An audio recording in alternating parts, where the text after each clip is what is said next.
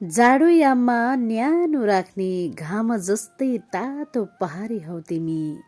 जाडोयाममा न्यानो राख्ने घाम जस्तै तातो पहाडी हौ तिमी।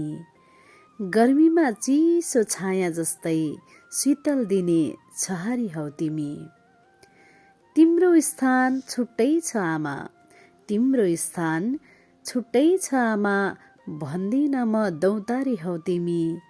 रोदन अनि खुसीहरू बिसाउने, रोदन अनि खुसीहरू बिसाउने सन्तानको लागि चौतारी हौ तिमी। रोदन अनि खुसीहरू बिसाउने सन्तानको लागि चौतारी हौ तिमी। धेरै दुःख कष्टहरू सजिलै लगाउँदै आएकी हौ पार, धेरै दुःख कष्टहरू सजिलै लगाउँदै आएकी हौ पार।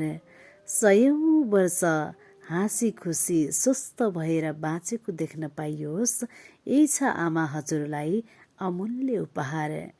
सयौं वर्ष स्वस्थ भएर हाँसी खुसी भएर बाँचेको देख्न पाइयोस्, यही छ आमा हजुरलाई अमूल्य उपहार।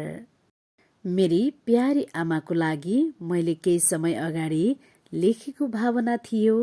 आज चाहिँ आमाको केही समय अगाडिको पुरानो भिडियो रहेछ अनि फेरि आमाको लागि यो भावना पस्कन मन लाग्यो।